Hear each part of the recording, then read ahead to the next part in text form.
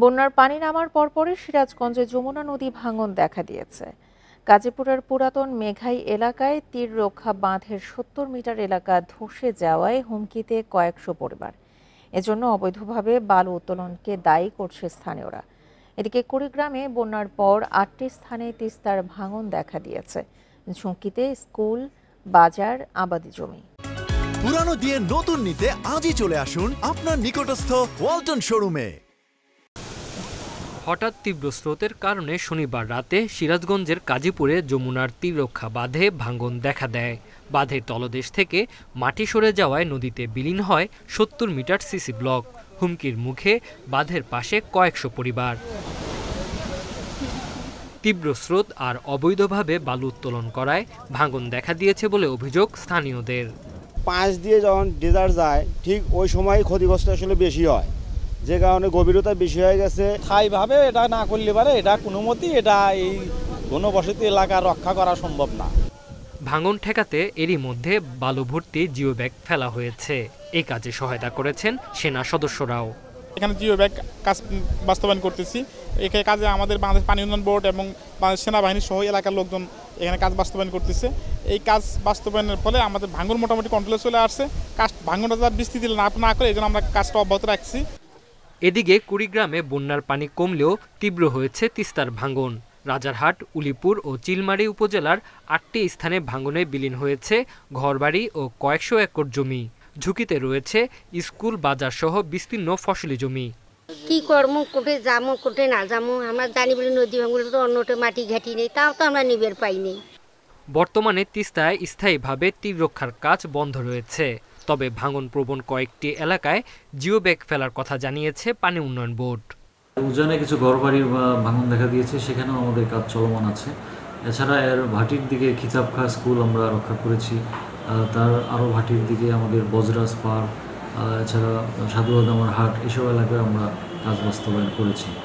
তিস্তার ভাঙনে এক মাসে ভিটেমাটি হারিয়েছে শতাধিক পরিবার। Tanzil Hasnat, independent news. কুড়িগ্রামে তিস্তার ভাঙনের ঝুঁকিতে ফসলি জমি ও ঘরবাড়ি। নদী ভাঙন নিয়ে এই বিষয়ে আরো জানাতে যোগ দিচ্ছেন আমাদের সহকর্মী আব্দুল খালেক। আব্দুল খালেক, আমরা যেমনটি দেখছি যে কুড়িগ্রামে বন্যার পানি কমলেও তিস্তার ভাঙন এখনো তীব্র অবস্থাতেই আছে এবং ৮টি স্থানে ভাঙনে বিলীন হয়ে গেছে কয়েকশো জমি এবং ঘরবাড়ি। এই ভাঙন রোধে আসলে কি ধরনের ব্যবস্থা নেওয়া হচ্ছে এই মুহূর্তে, আর সংশ্লিষ্ট কর্মকর্তারা কি বলছেন?